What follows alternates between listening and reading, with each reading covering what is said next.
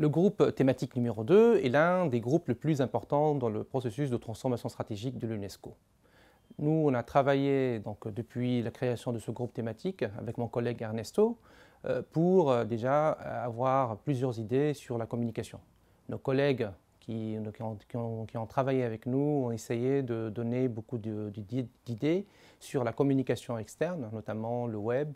et les réseaux sociaux, les plateformes de communication qu'on peut avoir avec le monde extérieur, mais aussi avec les États membres.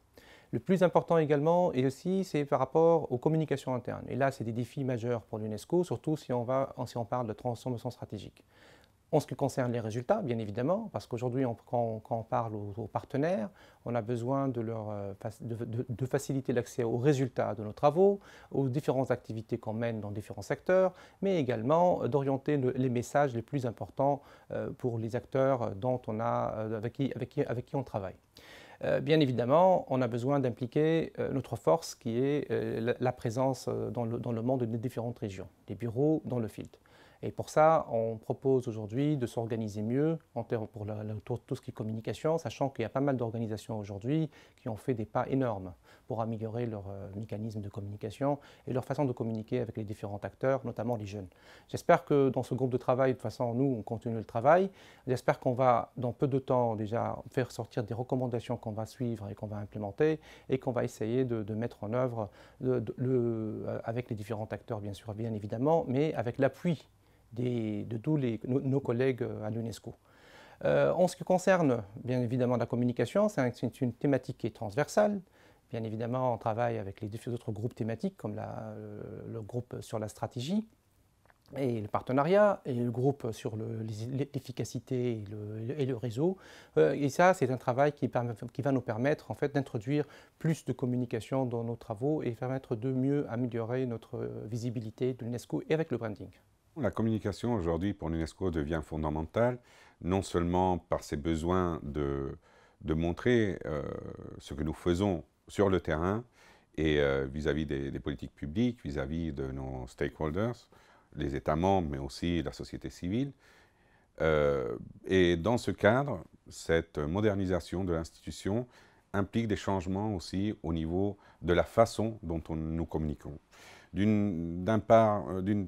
D'une partie, nous avons tout le sujet de communication interne, c'est-à-dire des groupes de travail, de quelle façon on arrive à comprendre que l'UNESCO est une seule institution avec des mandats assez larges et des secteurs assez spécifiques, mais qui aujourd'hui devraient travailler tous à l'amont pour avoir un projet commun pour proposer à la société. Et d'un autre côté, on a tout ce qui est la communication externe. Et là, bien sûr, il y a des défis très grands depuis beaucoup d'années. D'un côté, on est en train de travailler sur des choses très précises, comme la refonte des pages web hors siège, où effectivement, il faut mettre sur un même réseau toute notre communication. Ceci va se finaliser au mois de janvier, donc à partir de là, nous serons en condition d'apporter tous les contenus de la même façon dans toute l'organisation. D'un autre côté, nous avons, ce qui est très important, c'est un projet spécifique qui est en relation à l'image de marque de World Heritage Center, c'est-à-dire de quelle façon nous sommes capables de voir toutes les affaires légales pour avoir une marque qui n'est pas utilisée par des tiers et qui appartient à l'UNESCO et qui est quand même une image de force de l'UNESCO. Et la troisième chose qui est en train de se faire actuellement est en relation à avoir une stratégie communicationnelle que nous travaillons actuellement pour pouvoir offrir une image de l'UNESCO moderne pour les futures générations et qui parle non seulement aux États membres, mais aussi à de nouveaux partenaires, comme c'est les entreprises privées, comme sont la société civile aujourd'hui, et avec un focus vers les jeunes, vers les femmes, vers des populations qui ont été un peu plus marginées ou qui n'ont pas travaillé actuellement avec l'UNESCO. Tout cela, nous allons voir avec des projets concrets qui sont en train de se réaliser, mais aussi à long terme avec une transformation stratégique de la façon dont l'UNESCO communique